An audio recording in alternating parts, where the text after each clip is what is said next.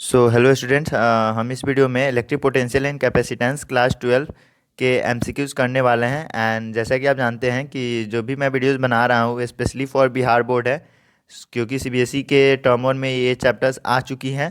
तो अगर आप 2022 से 2023 के सेशन में हैं तो ये वीडियो आपके लिए भी है, सीबीएसई वालों के लिए भी, बट स्पेशली ये बिहार बोर्ड के लिए अभी बनाई जा रही है।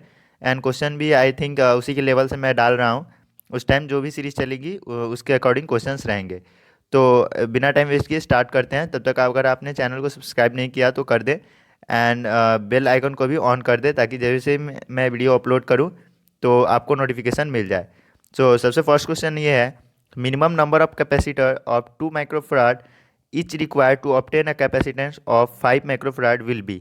सो आपको सबसे minimum number of 2 microfarad capacitor को बताना है जो कि रिक्वायर्ड है 5 माइक्रोफराड के कैपेसिटेंस देने के लिए।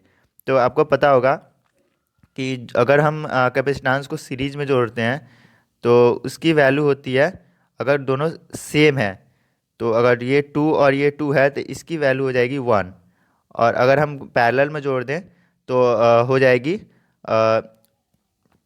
उसको डायरेक्ट सम किया जाता है, 2 और 2 4। तो आपको यहाँ से साफ साफ पता चल गया कि अगर हम एक कैपेसिटर को ऐसे एंड दूसरे को ऐसे, अगर दो को पैरेलल में जोड़ते हैं तो इसका सम हो जाएगा 4। एंड ऐसे कर देंगे तो इसका हो जाएगा इस टोटल का इक्विवेलेंट 1 होगा एंड इसका इक्विवेलेंट 4 होगा। तो 4 1 आपको टोटल मिलके, नहीं फिर ये इसको ऐसे फिर यहाँ पे जोड़ना पड़ेगा, ये ऐसे ये कट हो गया। तो ये आपका टोटल मिलके ये 5 आपको दे देगा। तो आपको टोटल कैपेसिटर कितना बनाना पड़ा था, 4। तो यहाँ पे करेक्ट आंसर हो जाएगा आपका 4। तो ऑब्जेक्टिव में तो आपको ये नहीं पूछेगा, लेकिन अगर सब्जेक्टिव में क्वेश्चन डालता है तो आपको वो ये वाला जो डायग्राम है वो बनाना पड़ेगा। Now next question, if a positive charge is move from low to high potential region the electric potential energy. यहाँ पोटेंशियल एनर्जी की बात कर रहा है जो कि इंक्रीज होगी। कोई भी बॉडी को आप उसके अगेंस्ट, अगर पोटेंशियल के अगेंस्ट वर्क कराएंगे तो उसकी जो पोटेंशियल एनर्जी होती है वो इंक्रीज करती है। फॉर एग्जांपल जैसे कि अगर आप किसी ऑब्जेक्ट को ग्रेविटी के अगेंस्ट ऊपर ले जाते हैं लो पोटेंशियल से हाई पोटेंशियल की तरफ, तो इस बॉडी की जो पोटेंशियल एनर्जी होगी वो इंक्रीज करेगी। Now next question, a capacitor is connected to a cell of EMF E having some internal resistance R, the potential across the. So बहुत बच्चे को यहाँ पे ये फार्मूला आ रहा होगा, B equal to E minus I R. तो आपको बता दूँ ये फार्मूला अगर आप अप्लाई करते हैं तो ये आपका बिल्कुल ही गलत होगा, जस्ट बिकॉज यहाँ पे आपको साफ साफ दिया हुआ कैपेसिटर इज कनेक्टेड। तो अगर आप किसी भी डीसी सर्किट में कैपेसिटर को जोड़ते हैं तो अगर कुछ कुछ टाइम तक तो कैपेसिटर अपना वर्क करता है एंड करंट का फ्लो होता है, बट जैसे ही इस पे plus Q and minus Q अगर जितना चार्ज आना होता है वो आ चुका है, उसके बाद ये एक इंसुलेटर की तरफ बिहेव करता है, इसका रेजिस्टेंस बहुत ही हाई हो जाता है एंड यहाँ से कोई करंट फ्लो नहीं कर सकता है। सो यहाँ पे जो भी capacitor is connected to M F E having some inter potential across the, तो पोटेंशियल जो होगा वो इक्वल टू ई ही होगा, जितना सेल का पोटेंशियल होगा उतना ही उसके अक्रॉस भी होगा। The capacitance the capacitance of earth viewed as a spherical conductor of radius 6408 kilometre is. तो अगर आप इसे चाहें तो सॉल्व भी कर सकते हैं। फॉर्मूला होता है स्फेयर का, जो फॉर्मूला होता है उसके आप अप्लाई करेंगे तो हो जाएगा, बट इसे होप आप याद ही कर ले तो बेटर होगा। 712 माइक्रोफराड अर्थ का कैपेसिटेंस होता है, क्योंकि ऐसे क्वेश्चन में अगर आप सॉल्व करने बैठे हैं तो बहुत टाइम लॉस होगा आपका।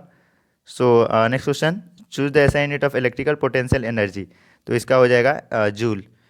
आप जितने क्वेश्चन अटैम्प्ट करेंगे उतनी आपकी क्वेश्चन एंड अंडरस्टैंडिंग बढ़ती जाएगी एंड बहुत सारे क्वेश्चन आपको ऐसे होंगे जो बिना सॉल्व किए आने चाहिए, क्योंकि कम टाइम में अगर आपको ज़्यादा क्वेश्चन सॉल्व करना है तो अगर आप सभी क्वेश्चन को सॉल्व करने बैठ जाते हैं तो आपसे होने जा नहीं रहा है।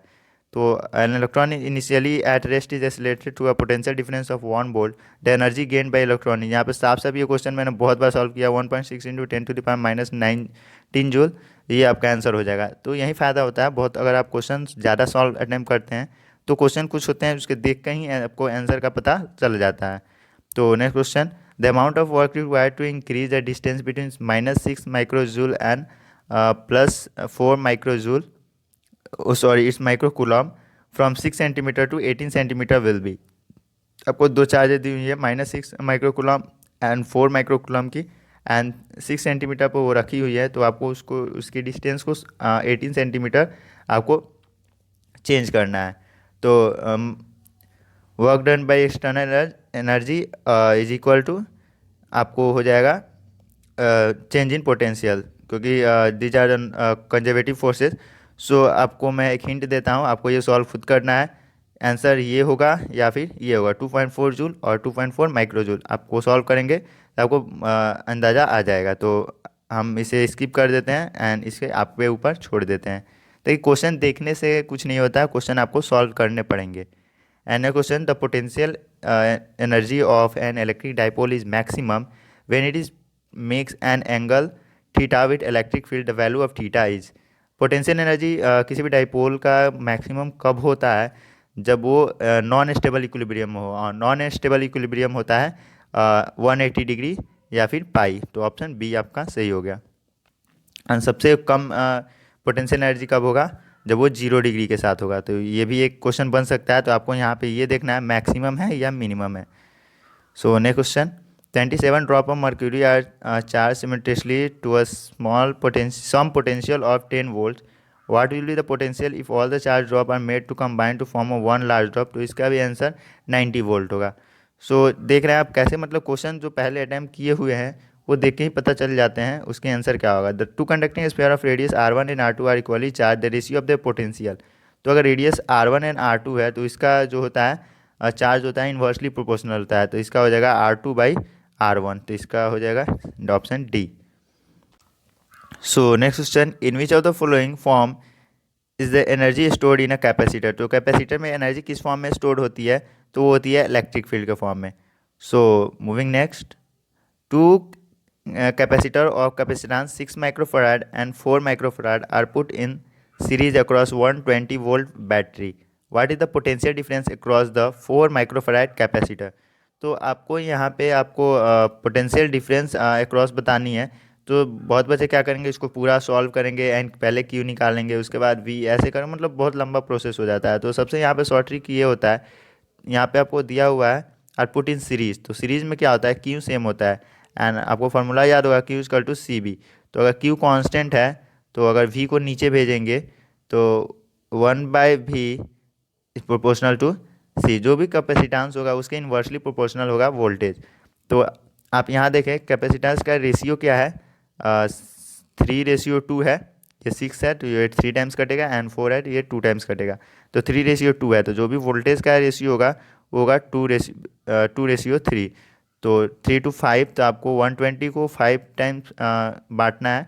तो ये हो जाएगा 5 2 10 and 24 done.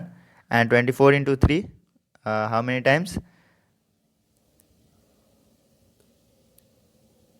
It's 72। So option A is correct of 4 microfarad, and if it is 72 then 120 minus 72 will be across 6 microfarad। तो ऐसे आप करके शॉर्टकट आप ऐसे इसको निकाल सकते हैं। Now next question, the capacitance of a capacitor will decrease if we introduce a slab of.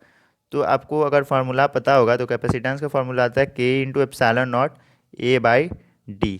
तो यहाँ पे K की जगह पे आपको डाइलेक्ट्रिक कांस्टेंट या फिर जो भी लिखना होता है।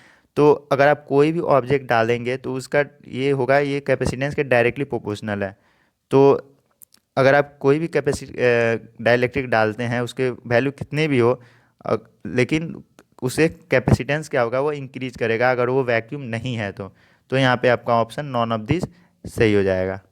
क्योंकि अगर कॉपर, एल्युमिनियम, जिंक या कुछ भी डालेंगे तो ये तो डाइलेक्ट्रिक ही है, तो कैपेसिटेंस तो बढ़ेगा ही।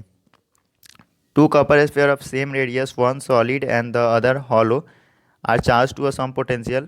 Which will have more charge? तो यहाँ पे आपको बता दूँ, यहाँ पे both will be have equal charge. Just because अगर वो कंडक्टिंग है, कॉपर है तो हालांकि कंडक्टिंग ही है, तो अंदर से भरा हो या अंदर से खाली हो उससे कोई फ़र्क नहीं पड़ता है, क्योंकि चार्ज को रहना तो सरफेस पे ही है। और यहाँ पे क्वेश्चन में मेंशन कर दिया गया है कि वो सेम रेडियस के हैं, तो फ़र्क नहीं पड़ता वो भरे हैं या खाली हैं, दोनों पे सेम चार्ज ही आएंगे। सो moving next, which of the following is blocked by a capacitor. तो मैंने आपको पहले ही बताया था डीसी जो सर्किट होता है उसमें कैपेसिटर फ्लो नहीं करता।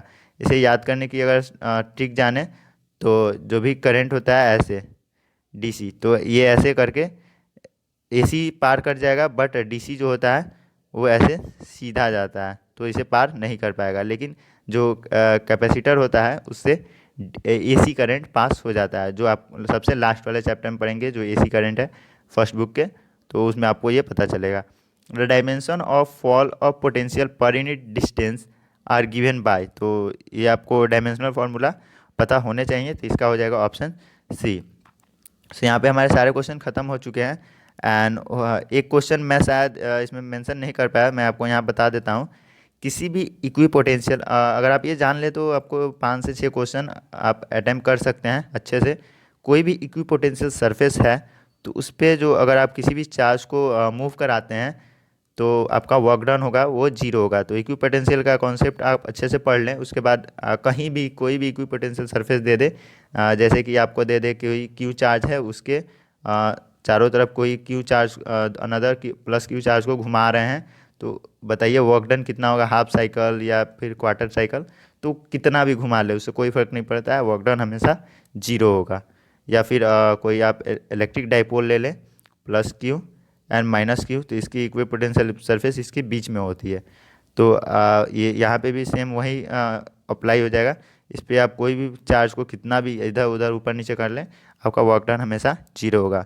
सो इस वीडियो में तब तक के लिए इतना ही, मिलते हैं नेक्स्ट वीडियो में। Till then take care and bye bye.